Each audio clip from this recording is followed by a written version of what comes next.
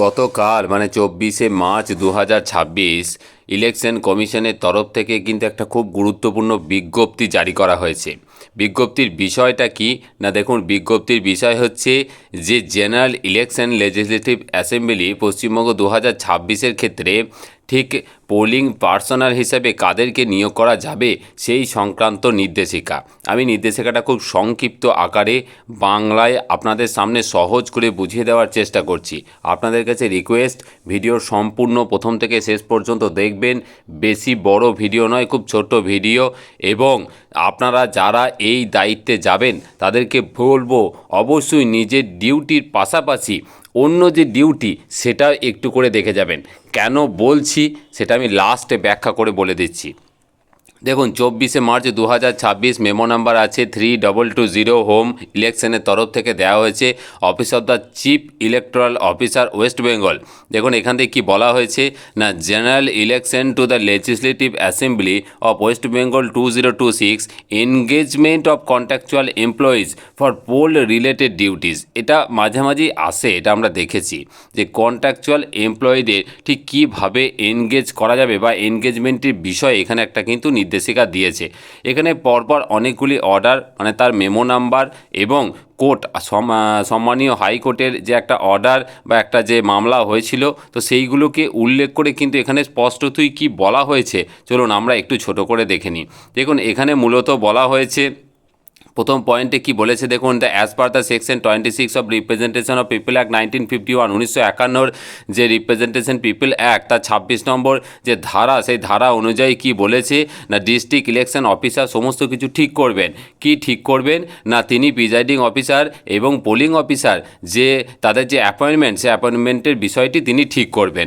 এবং সেখানে আরও উল্লেখ করেছে দেখুন তার প্যারা 4 নম্বর পেজ নাম্বার 12-এ who can not be deployed, কাদেরকে নেওয়া যাবে না সেই বিষয়ে উল্লেখ করা আছে। এবং কি বলেছে of the check list of district election officer 2023, এখানে ডিস্ট্রিক্ট ইলেকশন অফিসার যেটা তার 2023 যে অর্ডার, সেই অর্ডারে প্যারা 4 পেজ নাম্বার 12-তে কাদেরকে নেওয়া যাবে না সেটা বলা আছে। এবং সেখানে বিশেষত উল্লেখ আছে, কি উল্লেখ আছে না, issued by the election commission mentions that the contractual workers and anganwadi workers not to be engaged in the election. এখানে স্পষ্টতই বলছে যে কন্ট্রাকচুয়াল যে সমস্ত স্টাফ আছেন মানে ওয়ার্কার কর্মচারী আছেন এবং যে অঙ্গনওয়াড়ি ওয়ার্কার আছেন তাদেরকে কিন্তু এনগেজ করা যাবে না। এরই পাশাপাশি দেখুন যে প্যারা 3(1)(b)-তে কমিশনস ইনস্ট্রাকশন এত নাম্বার একটা মেমো নাম্বার দিয়ে দিয়েছে 15ই মার্চ 2023-এ। সেখানে কি বলেছে না, দেখুন regarding drafting and randomisation of polling and police personnel, drafting এবং র্যান্ডোমাইজেশন অফ পোলিং এবং নিয়োগের ক্ষেত্রে কি বলেছে দেখুন, specifies that the database of the polling personnel shall contain the two separate lists of the government employees and central government employees, PSU and banks who can be deployed as polling personnel। তার মানে এখানে কিন্তু সম্পূর্ণরূপে দুটি আলাদা list করতে বলেছে। পশ্চিমবঙ্গ রাজ্য সরকারের যে সমস্ত কর্মচারী আছে, এছাড়াও সেন্ট্রাল গভর্নমেন্টের কর্মচারী, পাবলিক সেক্টর ইউনিট, পিএসইউ এবং ব্যাংকে যে সমস্ত কর্মচারী আছে তাদের কিন্তু এখানে দুটি সম্পূর্ণ আলাদা লিস্ট করে জমা করতে বলা হয়েছিল। এবং সেখানে তার মেমো নাম্বার দেখুন এখানে দিয়েছে 15ই মার্চ 2023-এর একটা অর্ডার, তার ভিত্তিতে কিন্তু বলেছে এইভাবে কিন্তু কাজটা করতে বলা হয়েছে। এইবার দেখুন বিষয়টা এখানে সম্মানীয় হাইকোর্টের যে একটা মামলা ছিল যা দেখুন কেস নাম্বার দেওয়া আছে WPA 12886 অফ 2024, এটাকেও কিন্তু উল্লেখ করা হয়েছে।